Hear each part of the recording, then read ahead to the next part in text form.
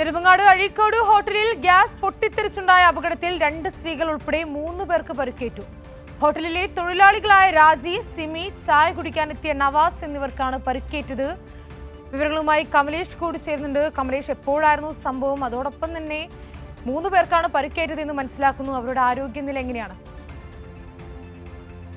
ശ്രീനിധി, ഇന്ന് രാവിലെയാണ് സംഭവം. ഈ കട തുറന്നതിന് ശേഷം ചായ ഉണ്ടാക്കുന്നതിന് വേണ്ടി സ്റ്റൗ കത്തിച്ചപ്പോഴാണ് പൊട്ടിത്തെറി ഉണ്ടായത് എന്നാണ് നമുക്ക് മനസ്സിലാക്കാൻ കഴിയുന്നത്.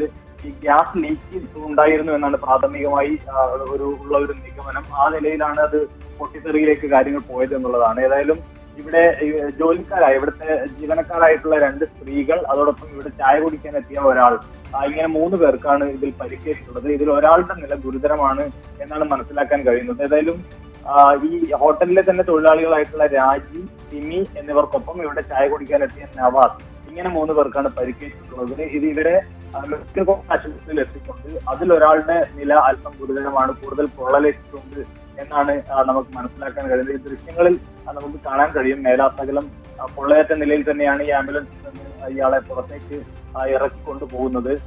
സ്വാഭാവികമായും മറ്റ് പ്രശ്നങ്ങളില്ല, നടന്നു തന്നെയാണ് ആൾ പോകുന്നത്. മറ്റ് ഗുരുതരമായ പ്രശ്നം ഇയാൾക്ക് ഇല്ലെന്ന് തോന്നുന്നു. പക്ഷെ ഒരാൾക്ക് ഗുരുതരമായ ഒരു അവസ്ഥയിലാണ് അവർ ഉള്ളത് എന്നുകൂടി നമുക്ക് മനസ്സിലാക്കാൻ കഴിയുന്നു. ഏതായാലും ഇന്ന് രാവിലെയോടുകൂടി കട തുറന്നതിന് ശേഷം ചായ ഉണ്ടാക്കാൻ വേണ്ടി ഗ്യാസ് സ്റ്റൗ ഓൺ ചെയ്യുന്ന സമയത്താണ് ഈ അപകടം ഉണ്ടായിട്ടുള്ളത് എന്നാണ് നമുക്ക് പ്രാഥമികമായി മനസ്സിലാവുന്നത്.